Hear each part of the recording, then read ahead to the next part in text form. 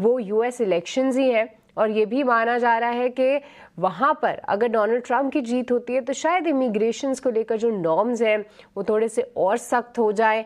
ऐसे में थोड़े से आईटी काउंटर्स वीक भी हो रहे हैं।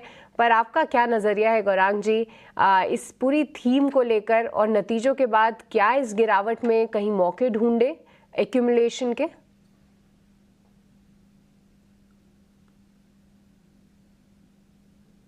राष्ट्रपति के चुनाव नहीं लड़ रहे हैं, ये एक बार राष्ट्रपति रह चुके हैं अमेरिका के।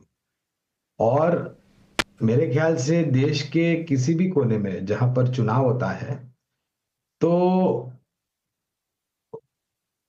उस राजनीति पक्ष के जो लीडर होते हैं वो बहुत सारी बातें करते हैं चुनाव के पहले, लेकिन फिर चुनाव होने के बाद और अगर वो चुन करके आते भी है गलती से तो वो बातें बहुत आसानी से भूल जाते हैं।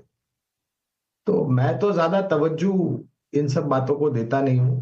और मेरा ये मानना है कि जो परिवर्तन आंकड़ों में हमें देखने मिला है आईटी क्षेत्र के कंपनियों के नतीजों में, और उसके साथ साथ नतीजों के बाद जो टिप्पणियां करी है, तो शायद तीसरी चौथी तिमाही में और उसके पश्चात जो गति है सुधार की वो और तीव्र गति से आगे बढ़ सकती है।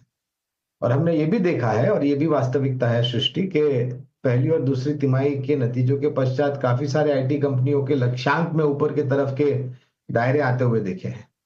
और ये एक ऐसा क्षेत्र है जो आज के तारीख में बदलते हुई दुनिया और बदलते हुए हमारे भारत देश की तस्वीर, ये बहुत अहम है। जिस तरीके से साइबर अटैक, वेब क्राइम्स हो रहे हैं, जिस तरीके से एआई का सदुपयोग या दुरुपयोग होगा उसको लेकर के, और एक सूची बूझी रणनीति की अगर आप छोटी मझौली या बड़ी या एमएनसी कंपनी हो तो आपको अपने आईटी प्लेटफॉर्म्स और एनवायरनमेंट को सुरक्षित रखना अनिवार्य होगा, जिससे उपभोक्ताएं उसको वापरने में या उसका उपयोग करने में किसी भी डर या भय का उनको एहसास ना हो।